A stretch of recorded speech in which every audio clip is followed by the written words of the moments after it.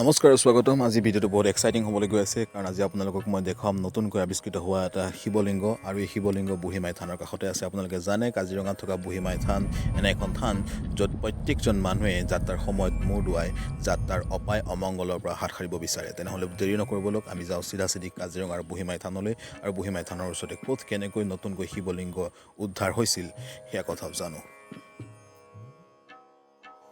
বুঢ়া পাহাৰ নামনিত থকা বুঢ়ীমাই থানত এটুকুৰা শিল আছে, যিটুকুৰা শিলত অনবৰতে জলধাৰাৰ উপস্থিতি দেখা যায়। স্থানীয় লোকসকলে এই জলধাৰাৰ উপস্থিতিৰ বাবে সেই শিল টুকুৰাক জুনি হিচাপে গণ্য কৰি পূজা কৰি আহিছে। তেনেহ'লে আহক আমি বুঢ়ীমাই থানৰ পুৰোহিতজনৰ মুখৰ পৰা শুনো বুঢ়ীমাই থানৰ সকলো সবিশেষ। এয়া জুনি ভাগ ন? এয়া জুনি ভাগ।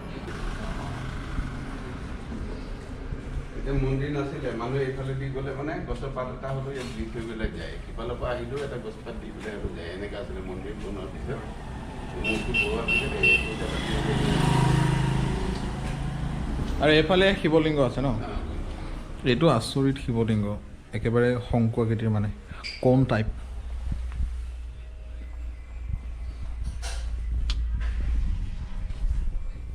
ত' নেচাৰেল ফৰ্মেশ্যন এনেকুৱা শিলৰ মই নাই দেখা বাৰু।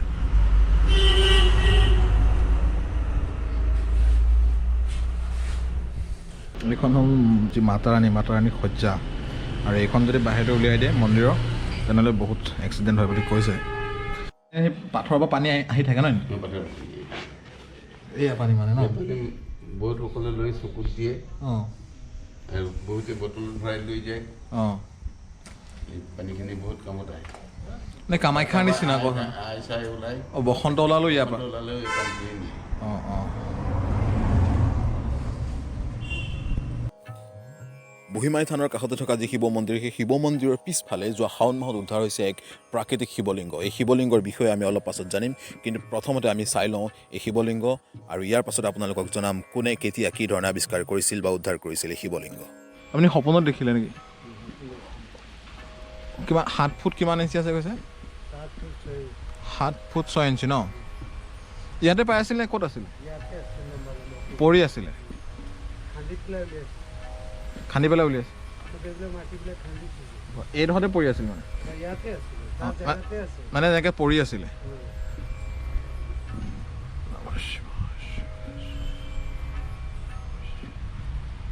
চ' বাকী শিলবোৰতো বেলেগ বেলেগ শ্বেপৰ আছে, বাট তেনেকুৱা চিলিণ্ড্ৰিকেল শিল বেলেগত নাই।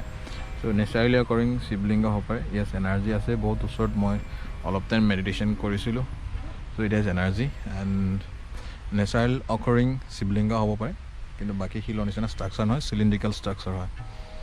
আৰু আপোনাৰ নামটো কি বাবা? নগেন দাস ন? আপুনিয়ে সপোনত পাইছিলে? অঁ, ঠিক আছে। এনে বহুত কথা থাকে যিবোৰ কথা আমি মানি ল'বলৈ নিবিচাৰোঁ, কিন্তু কেতিয়াবা আপুনি মানি ল'বলৈ নিবিচৰা কথাবোৰ সঁচা হ'ব পাৰে বা নহ'বও পাৰে। নগেন দাস নামৰ ব্যক্তিজনৰ কাহিনীও তেনেকুৱাই। তেওঁ কামাখ্যালৈ চাইকেল মাৰি যোৱাৰ পিছত কিদৰে সপোনতে শিৱলিংগৰ কথা গম পাইছিল তাৰ বিষয়ে তেখেতৰ মুখৰ পৰাই শুনো আহকচোন। আপুনি শাওণ মাহত এই বলবম হৈ থাকোঁতেনে সপোনত দেখিলে তাৰ আগত দেখিলে? না, মই যেতিয়া সাত লাগিছিলে, হাত লাগোঁতেনে দেখা? হাত লাগোতে মই গুৱাহাটী গৈছিলোঁ কামাখ্যা? চাইকেল মাৰি। চাইকেল মাৰি কামাখ্যা গৈছিল আপুনি? সেইখন আপোনাৰ চাইকেলখন দেখিছোঁ। অঁ, সেই চাইকেল লৈ পেলাই মই কামাখ্যা গ'লোঁ। তাৰ পৰা ঘূৰি আহি 5 দিনৰ পিছতহে পাইছোঁ বাবা। সপোনত দেখিলে আপুনি? অঁ, ইয়াতে আছিলে আপুনি? মই ইয়াতে, হয়, আগৰ পৰা ইয়াতে থাকে? মই ইয়াতে থাকোঁ। আপুনি সপোনত দেখিলে ৰাতি? সপোনত দেখাৰ পিছত মই ৰাতিয়ে 3টা বজাতে মই বাবাই ক'লে মই এতিয়া মানুহ নাই, এতিয়া যিকোনো দেখুৱাবলৈ দেখুৱাম মই গ'লোঁ। খান বুলি কৈছে, মোৰ লগত কোৰ আছিলে। কোৰ মই আগৰ পৰাই মানে এইবিলাক চোলা চাচা কৰিবলৈ ঘাঁহ হৈ যায় ন, সেইকাৰণে চুচিবলৈ কোৰ আগতে কিনি থৈছিলোঁ। তাৰপিছত বাবাই কৈছে মই ইয়াত আছোঁ, খান্দিলেই পাই যাবি মোক। তেতিয়া মোক ক'লে, তেতিয়া গ'লোঁ, গৈ পেলাই সঁচাকৈ খান্দিছোঁ, ওলাই গ'ল। বেছি তলত নাই, মানে অলপ তলত আছে, লেকিন খান্দিবলৈ যেতিয়া লাগিব তেতিয়া মাটিটোতো আঁতৰাব লাগিব, পোত খাই আছে না, যেতিয়া বহল হৈ গ'ল মানে খান্দিম নহ'লে জেগাটো অকণমান আছিলে আগত, আৰু পূৰা জংঘল আছিল। তাৰপিছত এনেকৈ তাৰপিছত বাবাক যেতিয়া উঠাব কোনে, তেতিয়া ডিগাৰু হাতী আহিছে। হাতীটোৰ নাম হ'ল ডিগাৰু। যোন হাতীটো থিয় কৰিছে তাৰ নাম হ'ল ডিগাৰু। মই নাজানো, লেকিন বাবাই ক'লে ডিগাৰু আহি থিয় কৰিব। তেতিয়া হাতীটো যেতিয়া চেন লৈ আহিছে অঁ তেতিয়া মাহুদ আহিছে না তাৰ পিছে পিছে দৌৰি মাহুদক মই সুধিছোঁ ঐ বাবা তোৰ হাতীৰ নাম কি বোলে দীঘাৰু সেই তেতিয়া বাবাই পঠিয়াইছে তাক নামাৰিবি এনেকুৱা কৈছে হাতী নিজে আহিছে নেকি নিজে আহিছে নমতাকে নমতাকেই তাৰপিছত এই হাতীটোৱে উঠালে তাৰপিছত হাতী মাহুদটো হাতীটো লৈ গ'ল আকৌ গুচি গ'ল তেনেকৈ বা বহুত ভাল লাগিল দেই শুনি মই যোৱা বছৰে দেখিলোঁ শাওণ মাহত অহা হোৱা নাছিলে আজি আহিলোঁ বহুত দিনমান ভাল লাগিলে